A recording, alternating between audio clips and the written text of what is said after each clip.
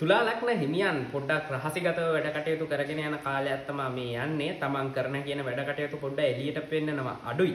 හැබැයි ඔබ කරන කියන වැඩ කටයුතු වලින් මේ දිනවල ඔබට සාර්ථකත්වයේ හිමි වෙනවා. නමුත් ඔබ මතක තියාගන්න පොඩ්ඩක් වෙනතට වඩා සතුරු කරදර ටිකක් එන්න පුළුවන් ඔබේ ජීවිතේට. විශේෂයෙන්ම රැකී ආරක්ෂා සම්බන්ධව. නමුත් මේක එකපාරම ආවට පස්සේ ඔබ කලබල වෙන්න යන්න එපා මේ සතුරු කරදර පිළිබඳව.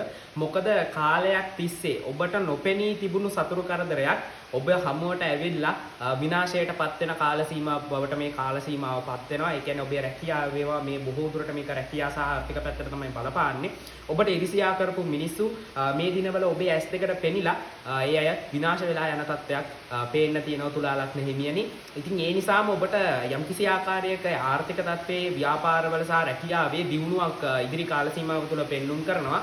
මේ දිනවල නම් පොඩ්ඩක් තව දවස් දෙක තුනක් යනකම් පොඩි සංකීර්ණ තත්ත්වයක් තමයි ඔබේ ජීවිතය තුළ තියෙන්නේ. විශේෂයෙන්ම ඔබ තීරණ ගන්නකොට පොඩ්ඩක් ඔබේ ඔබට එන දත්ත සහ ඔබේ තීරණ සම්බන්ධ ඔබට ගැටලු සහගත තත්ත්ව මතුවෙන්න පුළුවන් කමක් තිබෙනවා. නමුත් ඔබ පොඩ්ඩක් කලබල වෙන්නේ නැතුව හොදින් හිතලා බලලේ තීරණ වලට යොමු වෙන්න.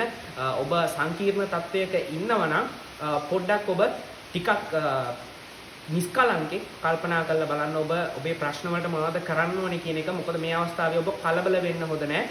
පොඩි සංකීර්ණ තත්ත්වයක් මේ දිනවල තුලා ලග්න හිමියන්ට තියෙනවා. නමුත් විශේෂයෙන්ම ගත්තොත් එහෙම ඉදිරි කාල සීමාව බහුතරයක් තුලා ලග්න හිමියන්ට රැකී ආරක්ෂාවේ යම්කිසි ආකාරයක යහපත් තලයකට එන්න මාර්ගය පෙන්වන කාල සීමාවක් බවට පත් වෙනවා. එතකොට මේ මාර්ගයේ ගමන් කරන එක තුලා ලග්න හිමිය ඔබේ වගකීම.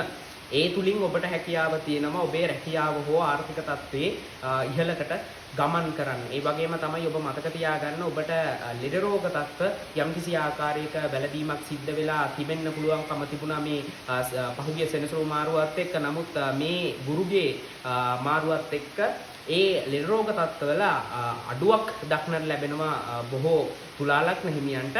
යම්කිසි ආකාරයක සංකීර්ණ ග්‍රහ පිහිටීමක් මේ දිනවල තියෙනවා. විශේෂයෙන්ම රවිගේ සහ සිකුරුගේ පිහිටීම මත. ඉතින් මේ ග්‍රහ පහරුවීම් එක්ක ඉදිරියේදී ගුරුගේ පිහිටීමත් ওই විදිහටම තැම්පත් වෙලා තියෙනවා. ඒත් එක්කම අපිට බලා ගන්න පුළුවන් ටිකක් මීටත් වැඩිය සුබ තත්ත්වයක්.